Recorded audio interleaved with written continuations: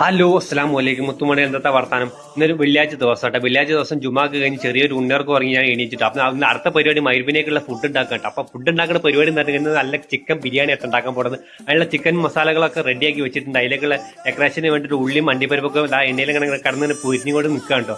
അതേ എണ്ണയിലൊക്കെ നമ്മൾ എന്ത് ചെയ്ത് ചിക്കൻ മസാല തേച്ച് വെച്ചാൽ ചിക്കൻ അതിലേക്ക് ഇട്ടിട്ട് അങ്ങനെ പൊരിഞ്ഞ് നല്ല ഉസാറായിരുന്നു. ആ ഒരു ഗ്യാപ്പിന് എന്ത് ചെയ്ത് നമ്മൾ അടുത്ത ചെട്ടി വെച്ചിട്ട് എന്ത് ചെയ്ത് നമ്മൾ മറ്റേ റൈസിനുള്ള എല്ലാ സംഗതികളും റെഡി, അതിലേക്കുള്ള പട്ട ഏലം അങ്ങനത്തെ എല്ലാ സംഗതികളും ഇട്ട് അതിലേക്ക് ആവശ്യത്തിന് വെള്ളമൊക്കെ ഉപയോഗിച്ച് നമ്മൾ നിൽക്കുകയാണ് കേട്ടോ. നമ്മൾ കൂടുതൽ ആൾക്കാരൊന്നും ഇല്ല, നമ്മൾ ആകെ 3 ആൾക്കാരെ ഉള്ളിട്ടുള്ളത്.